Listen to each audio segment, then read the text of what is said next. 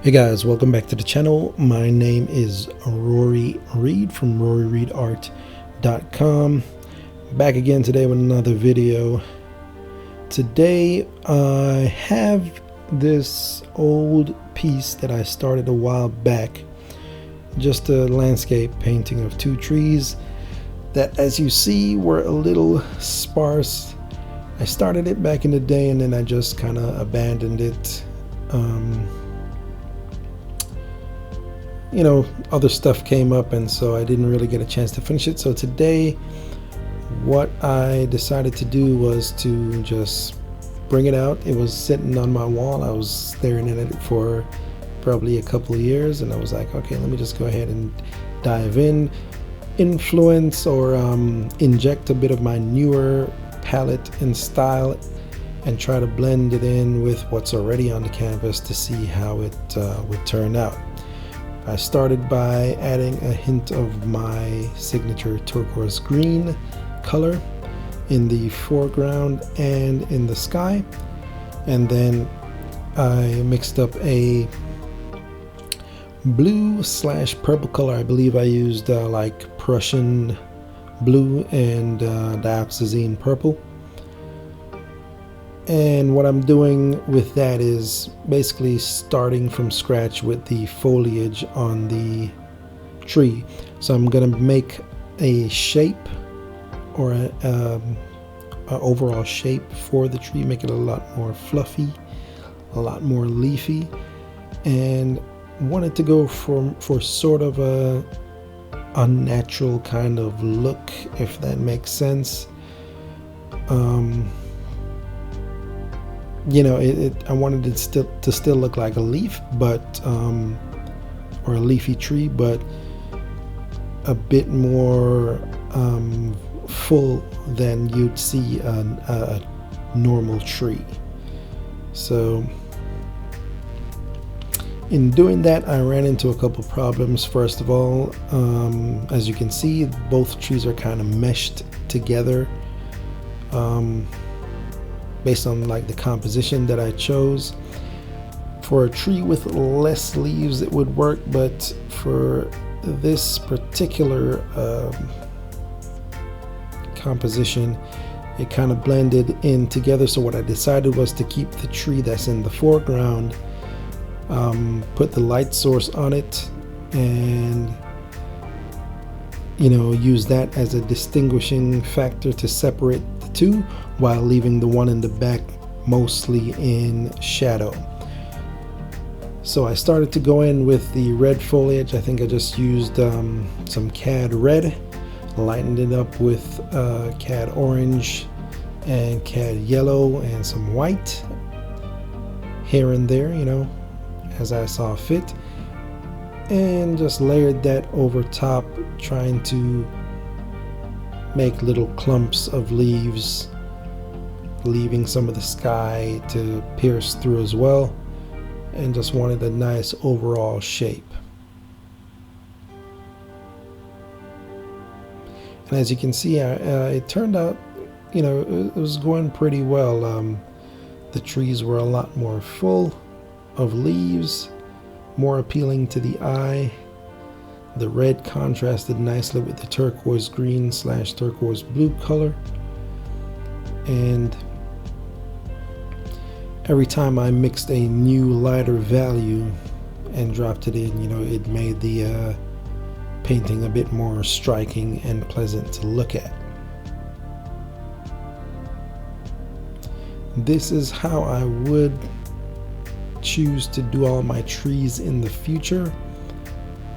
Sort of realistic, sort of not, which is, you know, how I execute most of my paintings. I always like to have a surreal element in there, whether it's composition wise or color wise.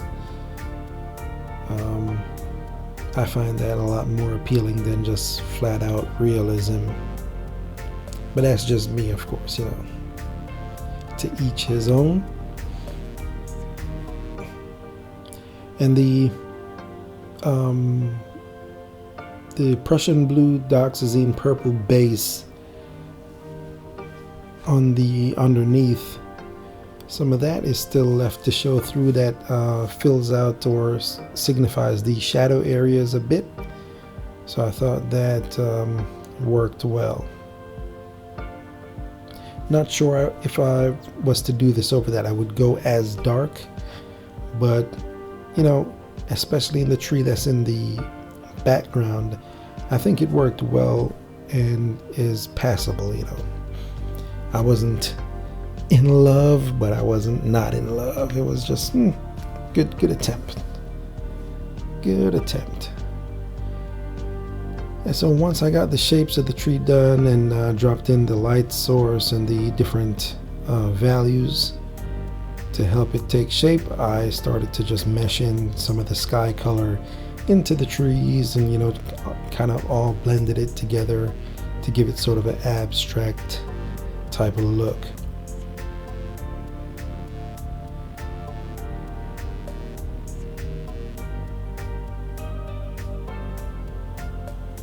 And I think the overall cool feel and having the tree leaves be the only sort of divergent color really draws the attention to them. You know, that's the focal point, of course. So worked out perfectly.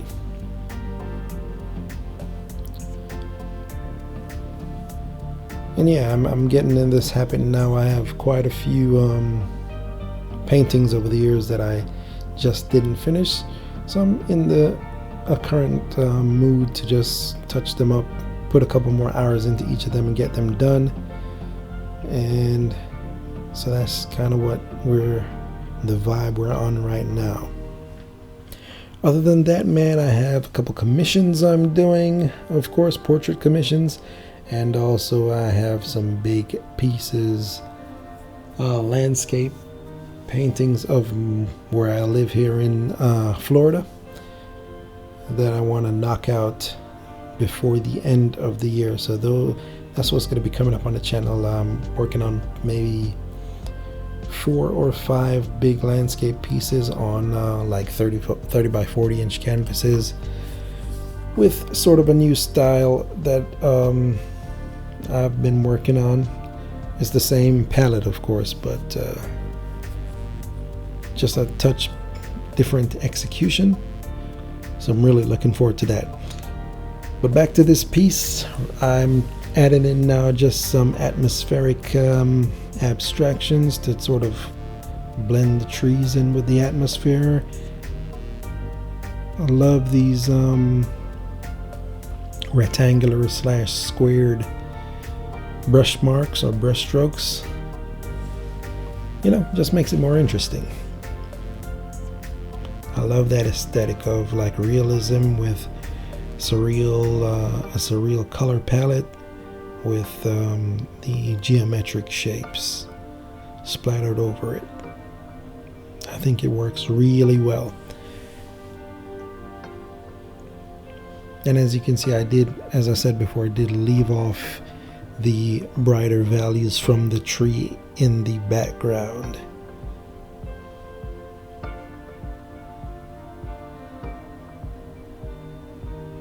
Probably could have even desaturated it a bit more, but it worked well. And so we titled this piece Never Outshine the Master. If any of you have read the 48 Laws of Power, you'll recognize that title. And yeah, that was it, man. So definitely, guys, thank you for watching. Hope you enjoyed it. Check out my Teespring store. The address is on the screen there, as you can see, and it will be linked below. And other than that, man, follow the channel, hit that subscribe button, and I'll catch you guys next time. Take it easy. Peace.